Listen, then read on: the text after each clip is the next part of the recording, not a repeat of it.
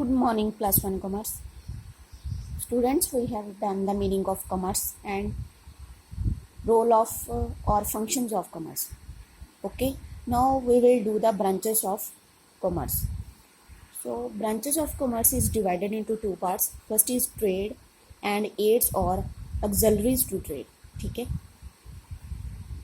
So, trade means it implies buying and selling of goods, and aids to trade it implies activities required to facilities the purchase and sale of goods.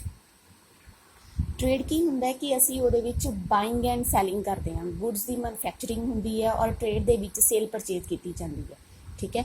But AIDS ਔਰ auxiliaries to trade ਕੀ ਹੁੰਦਾ ਹੈ ਕਿ ਜੋ ਸਾਡੀ trade ਕਰਨ ਦੇ ਵਿੱਚ help ਕਰਦਾ ਹੈ, ਠੀਕ ਹੈ, ਸਾਨੂੰ ਸਪੋਰਟਿਵ ਕਰਦਾ ਹੈ, ਸਪੋਰਟ ਕਰਦਾ ਹੈ ਸਾਡੀ। So that is aids to trade, ਠੀਕ ਹੈ। ਏਡ ਹੈਲਪ ਕਰੇਗਾ ਸਾਡੀ, ਏਡਸ ਟੂ ਟ੍ਰੇਡ ਹੈਲਪ ਕਰੇਗਾ ਕਿ ਟ੍ਰੇਡ ਨੂੰ ਕਿਸ ਤਰ੍ਹਾਂ ਸਮੂਥਲੀ ਬਣਾਇਆ ਜਾਏ। Okay, trade. So trade refer to the buying and selling of goods and services with the aim of earning profit. See, every person when sells the goods then he will get some money, earning, he will get the profit, ठीक है। Profit ਨੂੰ ਲੈਣ ਦੇ ਲਈ ਹੀ selling ਕੀਤੀ ਜਾਂਦੀ ਹੈ ਕਿ ਸਾਨੂੰ ਕੁਝ ਪ੍ਰੋਫਿਟ ਹੋਵੇ, ਕੁਝ ਅਰਨਿੰਗ ਹੋਵੇ ਸਾਨੂੰ ਉਸ ਤੋਂ। And in the absence of the trade, both producers and consumer will have to search for each other, and it would not be possible to understand production activity on a larger scale, ठीक है। Trade removes the hindrance of persons by creating a link between the producer and the consumer. So ਇਹਦੇ ਵਿੱਚ ਜੋ ਵੀ hindrance ਆਉਂਦੀਆਂ ਨੇ ਉਹ face ਨਹੀਂ ਕਰਨੀਆਂ ਪੈਂਦੀਆਂ, ਠੀਕ ਹੈ।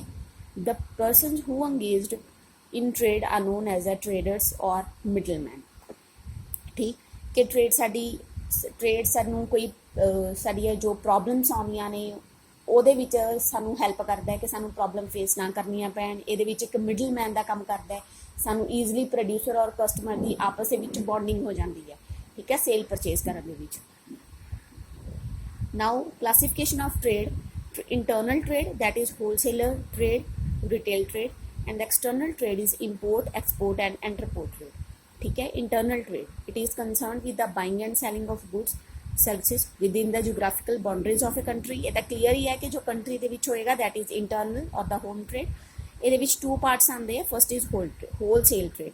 सो wholesale trade, wholesale is that persons who buy the goods in the large quantity, ठीक है, from the factories. Large quantities they विच उहदे कोल गुड्स हुंदियां ने, ਅੱਗੋਂ ਉਹ ਫਿਰ ਉਹਨਾਂ ਨੂੰ ਫਰਦਰ ਕੀ ਕਰਦਾ ਹੈ, ਰਿਟੇਲਰਸ ਨੂੰ ਸਮੋਲ ਕੁਆਂਟਿਟੀ ਦੇ ਵਿੱਚ ਸੇਲ ਕਰਦਾ ਹੈ। ਔਰ ਰਿਟੇਲਰ ਕੀ ਹੁੰਦਾ ਹੈ, retailer is that person who purchase the goods from the wholesaler, ਠੀਕ ਹੈ, in the small quantity.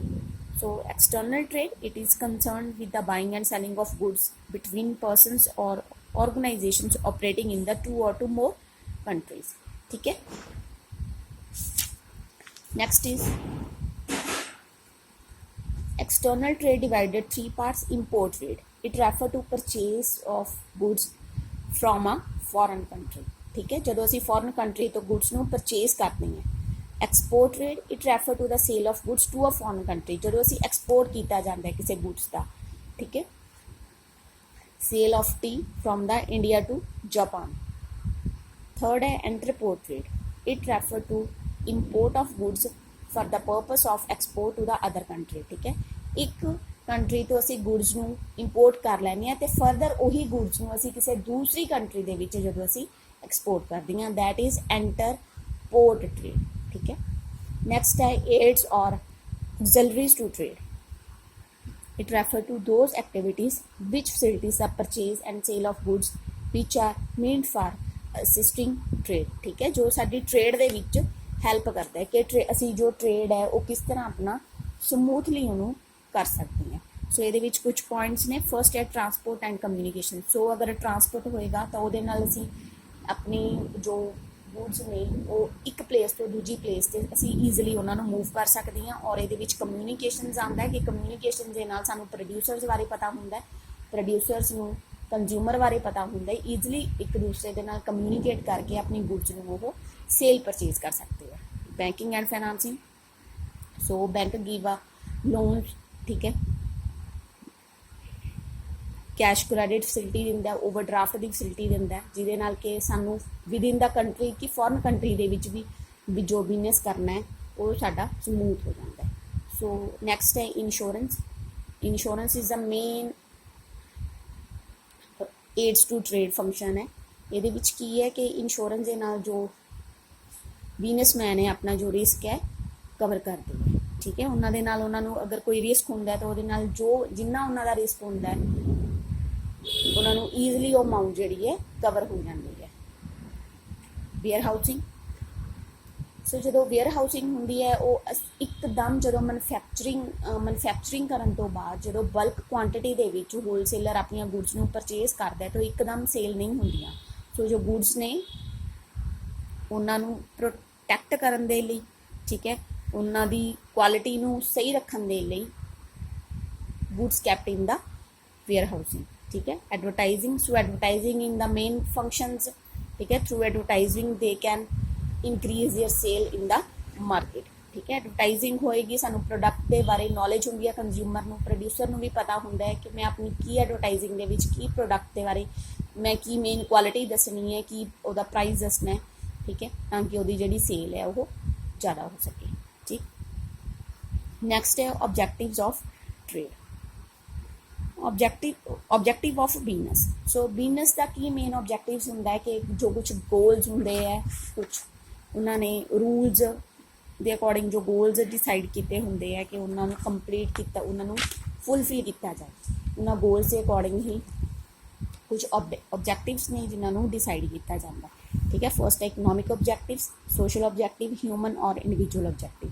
Economy objective mean profit earning. So when ਅਸੀਂ ਜਦੋਂ ਬਿਜ਼ਨਸ ਸਟਾਰਟ ਕੀਤਾ ਜਾਂਦਾ ਹੈ ਉਹਦਾ ਮੇਨ ऑब्जेक्टिव ਕੀ ਹੁੰਦਾ ਕਿ ਪ੍ਰੋਫਿਟ ਨੂੰ ਅਰਨ ਕੀਤਾ ਜਾਏ। ਅਗਰ ਪ੍ਰੋਫਿਟ ਅਰਨਿੰਗ ਨਹੀਂ ਹੋਏਗੀ ਤਾਂ ਬਿਜ਼ਨਸ ਸਟਾਰਟ ਕਰਨ ਦੇ ਵਿੱਚ ਅਗਰ ਉਹਨਾਂ ਨੂੰ ਲਾਸ ਹੀ ਬੀਅਰ ਕਰਨੇ ਪੈਣਗੇ ਤਾਂ ਉਹ ਬਿਜ਼ਨਸ ਬੰਦ ਹੋ ਜਾਏਗਾ। So profit earning is the main functions ਔਰ ਪਰਪਸ ਆਫ ਐਵਰੀ ਬਿਜ਼ਨਸ, ਠੀਕ ਹੈ। ਸਰਵਾਈਵਲ। ਸੋ ਸਰਵਾਈਵਲ ਹੀ ਕਰਨਾ ਹੁੰਦਾ ਉਹਨਾਂ ਨੇ, ਕਿਉਂਕਿ ਅਗਰ ਉਹ ਮਾਰਕੀਟ ਦੇ ਵਿੱਚ ਆਪਣੀ ਗੁੱਡਸ ਨੂੰ ਸੇਲ ਕਰਨਗੇ ਤਾਂ ਹੀ ਉਹ ਮਾਰਕੀਟ ਦੇ ਵਿੱਚ ਸਰਵਾਈਵ ਵੀ ਕਰ ਸਕਣਗੇ, ਠੀਕ ਹੈ। ਅਦਰਵਾਈਜ਼ ਉਹਨਾਂ ਨੂੰ ਆਪਣਾ ਬਿਜ਼ਨਸ ਫੇਰ ਬੰਦ ਕਰਨਾ ਪਏਗਾ, ਕਿਉਂਕਿ ਅਗਰ ਉਹਨਾਂ ਨੂੰ ਕੋਈ ਪ੍ਰੋਫਿਟ ਹੀ ਨਹੀਂ ਹੋ ਰਿਹਾ, ਅਗਰ ਉਹਨਾਂ ਦੀ ਗੁੱਡਸ ਸੇਲ ਹੀ ਨਹੀਂ ਹੋ ਰਹੀ ਹੈ ਤਾਂ ਬਿਜ਼ਨਸ ਕਲੋਜ਼ ਕਰਨਾ ਪਏਗਾ, ਠੀਕ ਹੈ। ਸੋ ਸਰਵਾਈਵਲ ਹੀ ਕਰਨਾ ਪੈਂਦਾ ਕਿ ਇੱਕ ਕੰਟੀਨਿਊ ਪ੍ਰੋਸੈਸ, ਕੰਟੀਨਿਊ ਰੈਗੂਲੈਰਿਟੀ ਦੇ ਨਾਲ ਉਹਨਾਂ ਦਾ ਬਿਜ਼ਨਸ ਸਮੂਥਲੀ ਚੱਲਣਾ ਚਾਹੀਦਾ ਮਾਰਕੀਟ ਦੇ ਵਿੱਚ।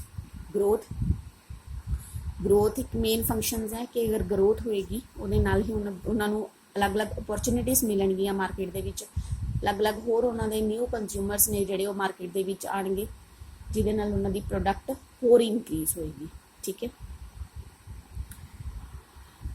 ਮਾਰਕੀਟ ਦੇ ਵਿੱਚ ਇੱਥੇ ਪੁਆਇੰਟਸ ਲਿਖੇ ਹੋਏ ਨੇ ਕਿ ਮਾਰਕੀਟ ਦਾ ਸ਼ੇਅਰ ਅਪ ਹੋਏਗਾ, ਨੰਬਰ ਆਫ ਇੰਪਲਾਈਜ਼ ਇਨਕਰੀਜ਼ ਹੋਣਗੇ, ਉਹਨਾਂ ਦੇ ਨੰਬਰ ਆਫ ਪ੍ਰੋਡਕਟਸ ਇਨਕਰੀਜ਼ ਹੋਣਗੇ ਅਗਰ ਉਹਨਾਂ ਦੀ ਗਰੋਥ ਹੋਏਗੀ, ਠੀਕ ਹੈ। ਨੈਕਸਟ ਹੈ ਸੋਸ਼ਲ ਆਬਜੈਕਟਿਵ। ਸੋਸ਼ਲ ਆਬਜੈਕਟਿਵ ਕੀ ਹੋਏਗਾ ਕਿ ਉਹਨਾਂ ਨੂੰ ਸੋਸਾਇਟੀ ਦੇ ਅਕੋਰਡਿੰਗ ਇਸ ਤਰ੍ਹਾਂ ਦੇ ਕੁਝ ਰੋਲ ਪਲੇ ਕਰਨੇ ਚਾਹੀਦੇ ਹੈ ਕਿ social objective smoothly run up ਹੋ ਸਕੇ, ਠੀਕ ਹੈ। ਇਟ ਮੀਨਸ ਕਿ ਸਪਲਾਈ ਔਰ quality products at fair prices. So supply should be available at all the times and the price should be fair.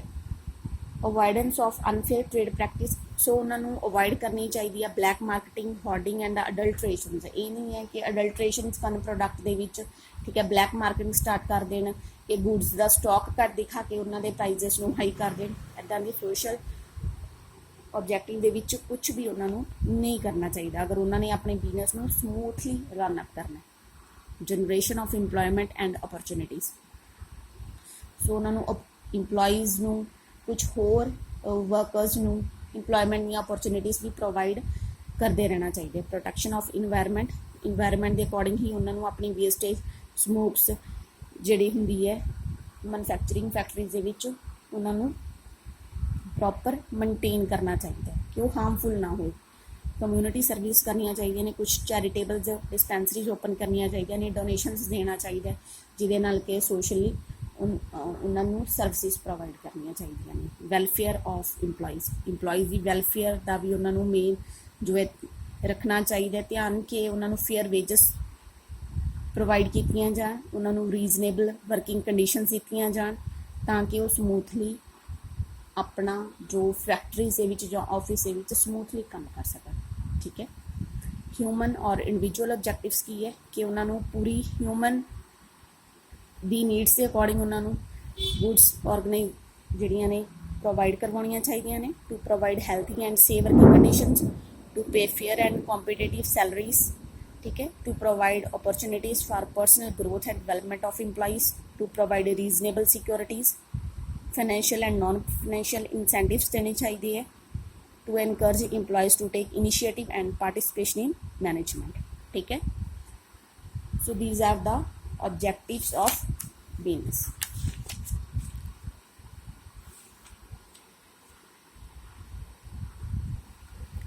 Next topic is business risk. So the term business risk refer to the possibility of inadequate profits or even losses due to the uncertainties or unexpected events. ਜਦੋਂ ਕੋਈ business start ਕੀਤਾ ਜਾਂਦਾ ਹੈ ਇਹ ਨਹੀਂ ਹੈ ਕਿ ਸਿਰਫ ਸਾਨੂੰ ਪ੍ਰੋਫਿਟ ਹੀ ਮਿਲਣਗੇ, ਠੀਕ ਹੈ, ਪ੍ਰੋਫਿਟ ਦੇ ਨਾਲ ਸਾਨੂੰ ਲਾਸ ਵੀ ਮਿਲ ਸਕਦੇ ਆ। ਇਹ ਨਹੀਂ ਹੈ ਕਿ ਸਿਰਫ ਲਾਸ ਹੀ ਮਿਲਣਗੇ ਸਾਨੂੰ ਪ੍ਰੋਫਿਟ ਨਹੀਂ ਹੋਣਗੇ। ਸੋ ਪੂਰਾ ਸੈਟਅਪ ਹੁੰਦਾ ਹੈ, ਪੂਰਾ ਮਾਈਂਡ ਦੇ ਵਿੱਚ ਰੱਖਣਾ ਪੈਂਦਾ ਕਿ ਅਗਰ ਅਸੀਂ ਬਿਜ਼ਨਸ ਸਟਾਰਟ ਕੀਤਾ ਹੈ ਕਿ ਇਹ ਨਹੀਂ ਹੈ ਕਿ ਸਿਰਫ ਸਾਨੂੰ ਪ੍ਰੋਫਿਟ ਹੀ ਮਿਲਣਗੇ, ਸੋ ਸਾਨੂੰ ਰਿਸਕ ਨੂੰ ਵੀ ਬੀਅਰ ਕਰਨਾ ਪੈ ਸਕਦਾ ਹੈ। So that is business risk ਕਿ ਇਹ ਨਹੀਂ ਹੈ ਕਿ ਸਿਰਫ ਅਗਰ ਸਾਨੂੰ ਰਿਸਕ ਹੁੰਦੇ ਆ ਤਾਂ ਸਾਨੂੰ ਬਹੁਤ ਲਾਸ ਹੋ ਜਾਏਗਾ। ਰਿਸਕ ਨੂੰ ਕਵਰ ਕਰਨ ਦੇ ਲਈ ਵੀ ਸੋ ਗੌਰਮੈਂਟਸ ਨੇ ਜੋ ਪਾਲਿਸੀਜ਼ ਜੋ ਸਾਨੂੰ ਫੈਸਿਲਿਟੀਜ਼ ਦਿੱਤੀਆਂ ਹੋਈਆਂ ਨੇ ਦੈਟ ਇਜ਼ ਇੰਸ਼ੋਰੈਂਸ, ਠੀਕ ਹੈ। ਸੋ ਇੰਸ਼ੋਰੈਂਸ ਦੇ ਥਰੂ ਅਸੀਂ ਆਪਣੇ ਰਿਸਕ ਨੂੰ ਵੀ ਕਵਰ ਕਰ ਸਕਦੇ ਹਾਂ। ਸੋ ਜਿੱਥੇ ਪ੍ਰੋਫਿਟ ਹੋਏਗਾ ਉੱਥੇ ਰਿਸਕ ਵੀ ਡੈਫੀਨੇਟਲੀ ਹੋਏਗਾ। Examples है that is the demand for a particular product may be declined due to the change in the fashion, taste or preference of consumer or due to increased competition from other producers। ठीक है कि कुछ ਹੁਣ ਕਿਸ ਤਰ੍ਹਾਂ ਦੇ risk ਹੋ ਸਕਦੇ ਆ, ਕੁਛ ਫੈਸ਼ਨ ਦੇ ਵਿੱਚ ਚੇਂਜਸ ਆ ਸਕਦੇ ਹੈ, ਠੀਕ ਹੈ, ਟੇਸਟ ਦੇ ਵਿੱਚ ਚੇਂਜਸ ਆ ਸਕਦੇ ਹੈ, ਕੰਪੀਟੀਸ਼ਨ ਇਨਕਰੀਜ਼ ਹੋ ਸਕਦਾ ਹੈ। So that all are are risk. Next ਹੈ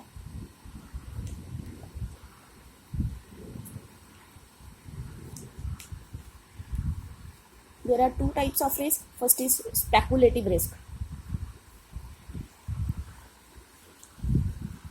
Speculative risk, that risk they arise due to the change in the market conditions। ठीक है, मार्केट ਦੇ ਵਿੱਚ ਸਪਲਾਈ ਡਿਮਾਂਡ ਦੇ ਵਿੱਚ ਚੇਂਜਸ ਆ ਗਏ, ਪ੍ਰਾਈਸਿਸ ਔਰ ਫੈਸ਼ਨ ਦੇ ਵਿੱਚ ਚੇਂਜਸ ਆ ਗਏ ਤਾਂ ਸਾਨੂੰ ਸਪੈਕੂਲੇਟਿਵ ਰਿਸਕ ਹੋਏਗਾ। ਦੈਨ ਹੈ ਪਿਓਰ ਰਿਸਕ। ਪਿਓਰ ਰਿਸਕ ਹੋਏਗਾ ਕਿ ਅਗਰ ਸਾਡੇ ਕੋਲ लॉस भी हो सकता है और लॉस नहीं भी हो सकता है क्योंकि फायर, थैफ्ट और स्ट्राइक्स अगर ये रीजनस आ गए हैं तो साढ़े को लॉस हो सकता है चोरी ना ही होए, फायर ना ही होए, ठीक है, तो सानू लॉस बीयर नहीं करना पड़ेगा। नैक्सट है nature of business risk. So ये नेचर्स की होंगी है business risk arises due to uncertainties. So ही अनसर्टेनिटीज होंगे ने कि फैशन चेंज आ गया, डिमांड सप्लाई के चेंजेस आ गए, कुछ मार्केट की कंडीशनस चेंज हो गई, दैट आर अनसर्टेनिटीज रिस्क। ठीक है, risk is an essential part of every business. तो अगर प्रॉफिट है तो रिस्क भी होएगा, लॉस भी होएगा। Degree of risk depends on nature और साइज ऑफ बिजनेस। अगर जिन्ना ज़्यादा बिजनेस तुसी अपना फ्लो किया होया है उहदा, जिन्ना ज़्यादा बिजनेस एक्सपैंड किया होया है उन्ना रिस्क भी थोड़ा ज़्यादा बीयर करना पएगा। अगर कुछ किसी ने परसनस ने बिजनेस अपना स्मॉल स्केल के उपर रखा होया है तो उहदा रिस्क भी उन्ना ही छोटा हुंदा है। ठीक है, profit is the reward for risk taking. So no risk no gain से ਇਹਦਾ मीनिंग है कि अगर तुसी बिजनेस करते हो तो ਤੁਹਾਨੂੰ रिस्क भी अपने माइंड ਦੇ ਵਿੱਚ सैट करना पएगा ही पएगा कि अगर बिजनेस स्टार्ट करना है तो रिस्क होएगा ही, अगर तुसी बिजनेस नहीं स्टार्ट करते तो रिस्क नहीं होएगा। So no risk no gain. ठीक है, रिस्क अगर कोई परसन अगर आप रिस्क लेने हैं तो ही वो बदले में सानू कुछ रिवार्ड या गेन मिलेगा। नैक्सट है causes of business risk. So risk होंदा क्यों है? फर्स्ट है नैचुरल कॉजेज हो सकता है, फ्लड आ गए, ठीक है, अर्थक्वेक आ गया, लाइटनिंग या हैवी रेन्स वगैरह की कोई प्रॉब्लम आ गई, that are natural risk. Human causes क्यों की आ सकते हैं कि उन्होंने स्ट्राइक्स करती, ठीक है, किसी ने डिसऑनेस्टी के नाल बिजनेस के विच कुछ प्रॉब्लम क्रिएट करती, इस तरह के कुछ ह्यूमन कॉजेज आ सकते हैं। ठीक है, इकनॉमिक कॉजेज की होंगे है कि मार्केट के डिमांड सप्लाई के फ्लक्चुएशनस आ गई, मार्केट कॉम्पीटिशन से ज़्यादा आ गया, टैक्नोलॉजी के चेंजेस आ गए, फैशन के चेंजेस आ गया, that are the economic causes. Other causes होंगे है कि there are also a number of other factories which causes business risk. A business may suffer losses due to change in the government policies, fluctuations in the exchange rates, and mechanical failure such as the bursting of boiler. ठीक है, policies change होणगीਆਂ ਇੱਕਦਮ ਹੀ policies market ਦੇ ਵਿੱਚ government ਨੇ change ਕਰਤੀਆਂ ਕਿਸੇ product ਦੇ according ਜਾਂ ਕਿਸੇ ਵੀ ਸੈਲਿੰਗ ਪਰਚੇਜ਼ਿੰਗ ਦੇ ਵਿੱਚ ਆਪਣੀ ਪੋਲਿਸੀਜ਼ ਨੂੰ ਚੇਂਜ ਕਰਤਾ, ਕੁਝ ਰੇਟਸ ਦੇ GST ਦੇ ਵਿੱਚ ਚੇਂਜਸ ਕਰਤੇ, ਕੁਛ ਵੀ ਉਹਨਾਂ ਨੇ ਟੈਕਸਸ ਦੇ ਵਿੱਚ ਚੇਂਜਸ ਕਰਤੇ। ਸੋ ਇਹਦੇ ਨਾਲ ਸਾਡੀ ਜੋ ਪ੍ਰੋਡਕਟ ਦੇ ਫਲਕਚੁਏਸ਼ਨ ਆਏਗੀ, ਰੇਟਸ ਦੇ ਵਿੱਚ ਫਲਕਚੁਏਸ਼ਨਸ ਆਏਗੀ। ਠੀਕ ਹੈ, ਸੋ ਇਹ ਕੁਛ ਤਰ੍ਹਾਂ ਦੇ ਇੱਕਦਮ ਕੁਛ ਕਾਜ਼ਸ ਆ ਜਾਂਦੇ ਨੇ ਜਿਨ੍ਹਾਂ ਦੇ ਨਾਲ ਸਾਨੂੰ ਰਿਸਕ ਬੀਅਰ ਕਰਨਾ ਪੈ ਸਕਦਾ। How to deal with risk. So ਅਗਰ ਰਿਸਕ ਹੈ ਅਸੀਂ ਉਹਨੂੰ ਕਵਰ ਕਿੱਦਾਂ ਕਰ ਸਕਦੇ ਹਾਂ? ਇੰਸ਼ੋਰੈਂਸ ਕਰਾਉਣਾ ਚਾਹੀਦਾ। ਇੰਸ਼ੋਰੈਂਸ ਦੇ ਨਾਲ ਅਸੀਂ ਆਪਣਾ ਫਾਇਰ ਦਾ ਰਿਸਕ, ਠੀਕ ਹੈ, ਚੋਰੀ ਦਾ ਰਿਸਕ, ਅਸੀਂ ਕਾਫੀ ਜੋ ਰਿਸਕ ਹੈ ਉਹ ਬੀਅਰ ਕਰ ਸਕਦੇ ਹਾਂ। ਕਿਉਂਕਿ ਇਹ ਨਹੀਂ ਹੈ ਕਿ ਅਗਰ ਸਿਰਫ ਰਿਸਕ ਹੁੰਦਾ ਤੇ ਸਾਨੂੰ ਸਿਰਫ ਲਾਸ ਹੀ ਹੋ ਜਾਏਗਾ। ਅਗਰ ਇੰਸ਼ੋਰੈਂਸ ਪਾਲਿਸੀਜ਼ ਹੋਈਆਂ ਹੋਈਆਂ ਨੇ ਤਾਂ ਅਸੀਂ ਕਾਫੀ ਆਪਣਾ ਰਿਸਕ ਜੋ ਬਿਜ਼ਨਸਮੈਨ ਹੈ ਉਹ ਕਵਰ ਕਰ ਸਕਦਾ ਹੈ। Share risk with other enterprises, for example agreement with other enterprises to share losses in case of winning। ਸੋ ਇਹਦੇ ਵਿੱਚ ਇੰਸ਼ੋਰੈਂਸ ਪਾਲਿਸੀ ਦੇ ਵਿੱਚ ਕੀ ਹੁੰਦਾ ਹੈ ਕਿ ਅਗਰ ਕਿਸੇ ਦੂਸਰੀ ਪਾਰਟੀ ਦੇ ਨਾਲ ਵੀ ਤੁਸੀਂ ਆਪਣਾ ਜੋ ਸ਼ੇਅਰਿੰਗ ਕਰਦੇ ਹੋ, ਰਿਸਕ ਦੀ ਸ਼ੇਅਰਿੰਗ ਕਰਦੇ ਹੋ ਜਾਂ ਬਿਜ਼ਨਸ ਦੀ ਸ਼ੇਅਰਿੰਗ ਕੀਤੀ ਹੁੰਦੀ ਹੈ ਤਾਂ ਉਹਦੇ ਨਾਲ ਵੀ ਤੁਹਾਨੂੰ ਰਿਸਕ ਹੈ ਉਹ ਕੀ ਹੁੰਦਾ ਹੈ ਆਪਸ ਦੇ ਵਿੱਚ ਡਿਵਾਈਡ ਹੋ ਜਾਂਦਾ ਹੈ। ਠੀਕ ਹੈ, ਸ਼ੇਅਰ ਹੋ ਜਾਂਦਾ ਹੈ ਜਿਹਦੇ ਨਾਲ ਕਿ ਤੁਹਾਨੂੰ ਪੂਰਾ ਫੁੱਲ ਰਿਸਕ ਖੁਦ ਹੀ ਬੀਅਰ ਨਹੀਂ ਕਰਨਾ ਪੈਂਦਾ। ਠੀਕ ਹੈ, ਸੋ ਇੰਸ਼ੋਰੈਂਸ ਪਾਲਿਸੀ ਦੇ ਨਾਲ ਕੁਝ ਸ਼ੇਅਰਿੰਗ ਦੇ ਨਾਲ ਕੁਝ ਅਰਨਿੰਗਸ ਇੱਦਾਂ ਦੀਆਂ ਸਾਨੂੰ ਸੇਫ ਰੱਖਣੀਆਂ ਚਾਹੀਦੀਆਂ ਨੇ ਜਿਨ੍ਹਾਂ ਨਾਲ ਕਿ ਅਸੀਂ ਆਪਣਾ ਜੋ ਲਾਸ ਹੈ ਜਾਂ ਜੋ ਰਿਸਕ ਹੋਇਆ ਹੋਇਆ ਹੈ ਉਹਨੂੰ ਆਪਾਂ ਈਜ਼ਲੀ ਕਵਰ ਕਰ ਲਈਏ। ਕਲੀਅਰ ਹੈ?